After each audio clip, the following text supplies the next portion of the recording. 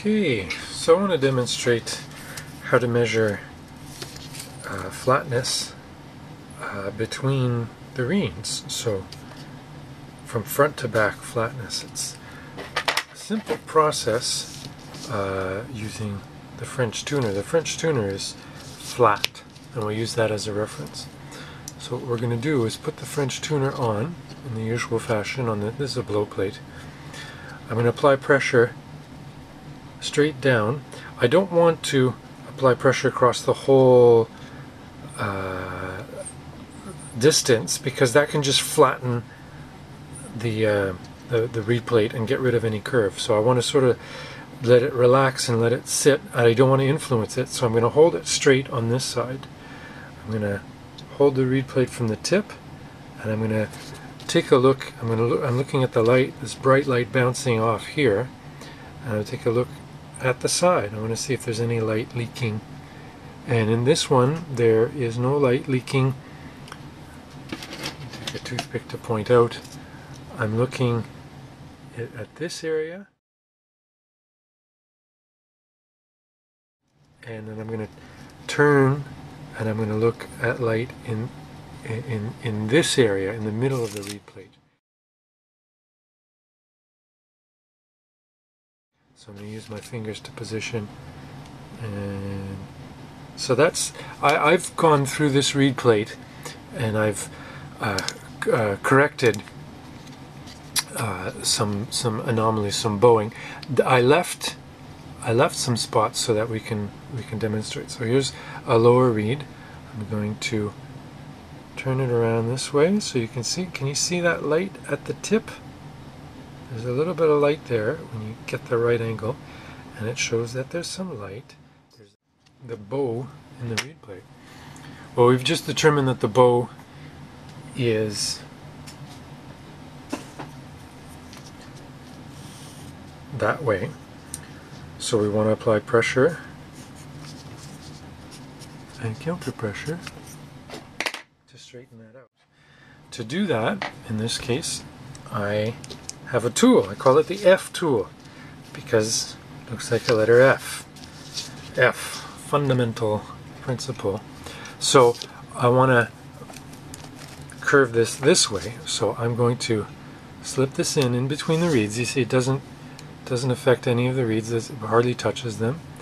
And then I get a pair of pliers or vice grips, or you can even use your fingers, but I like pliers because I can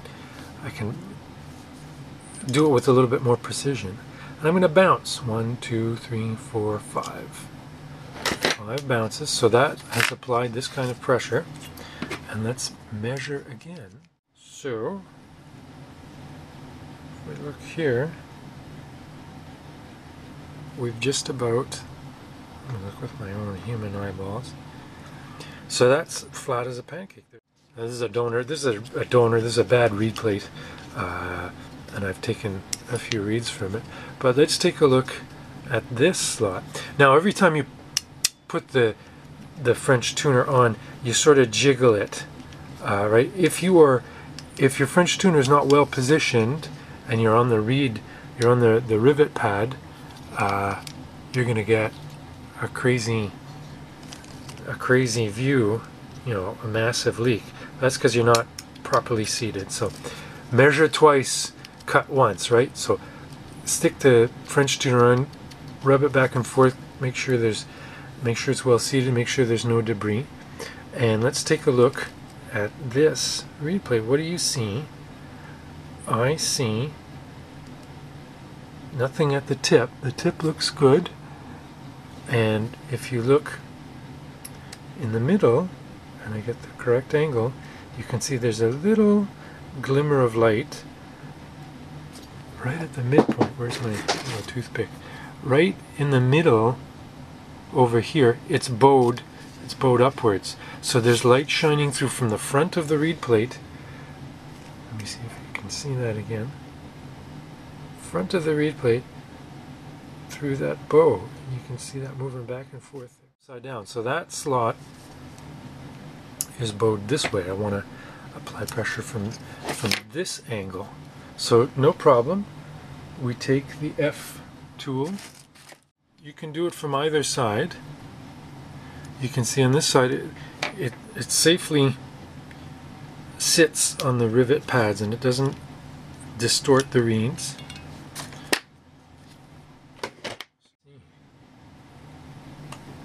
If I bent that back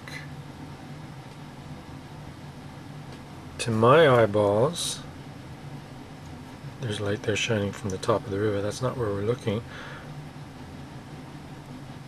We have cleared that up. So you go from interspace, from each space, you work your way down, and it takes a bit of practice and it takes a good amount of time to be able to get your vision right, and you get your ambient light. If you have a lot of light reflecting off of the side of the French tuner, it's hard to see. But once you get your light straightened out and your grip straightened out, you can figure out where those leaks are. You can see exactly where those leaks are, and with the F tool, you can exert pressure and counter pressure to fix those leaks, plug them right up. So again, it's measure, effect a change, and remeasure and make sure that it's done. And that's part of a fundamental process for making a harp play well, is making it airtight.